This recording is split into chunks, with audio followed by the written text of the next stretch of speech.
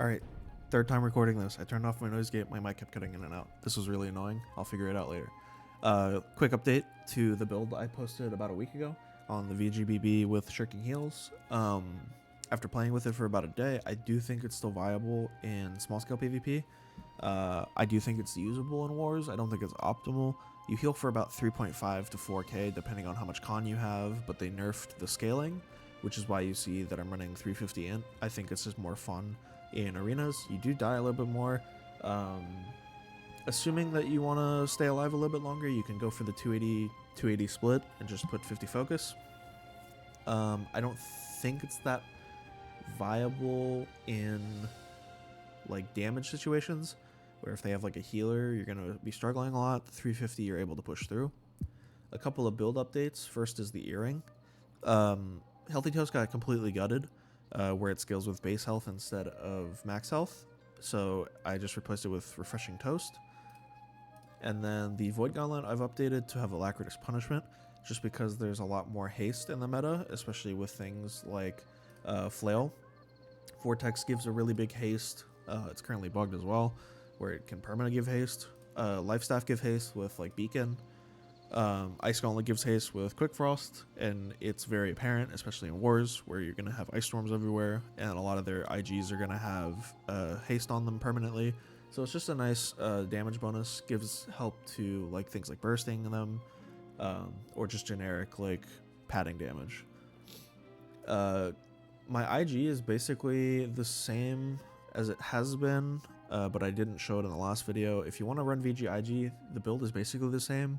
The only difference is I have Unending Thaw instead of Plague Splitting Grenades, and my IG is Refreshing Move, Deadly Frost Attunement. If you're not a war player, if you play mostly arenas or OPR, you can definitely swap this for Unending Thaw instead of Deadly Frost, and then you can save yourself a armor slot if you're running 2 perkers, or if you want to run something like Freedom.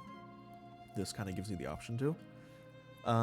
If you were going to run a traditional war setup, I do think that the best in slot is going to be Freedom, Shirking Fort, and then Health. You can obviously splash different things like your weapon perks or anything like that, but I do think that Freedom is going to be picking up a lot more viability, especially with how much CC that there is in the meta, with flails.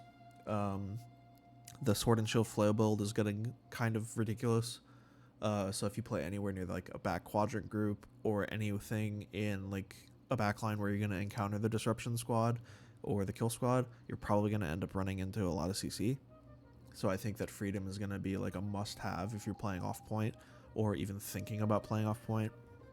In arenas, it's not going to be that necessary. In OPRs, I think it'll be nice because some people might be degenerates and they might try and run like the Lost Stopwatch build in OPR. I hope that they don't, but I have seen it once or twice. Everything else is basically the same. I haven't had any issues with it.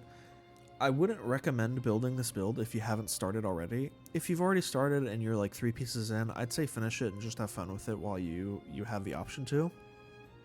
But with the slated changes that they released in Season 4, I don't know if it's going to be worth it, because I don't know if the Ankh getting nerfed is going to like absolutely kill the build, where they're trying to remove Sacred Grounds and Ankh benefiting life stealing and Shirking Heels. But just because of the fact that it's up in the air, I wouldn't recommend it. I would recommend going more towards the Freedom set. But yeah, if you want to build it, feel free. If you guys have any questions, feel free to put them down in the comments. I'll see you guys next time.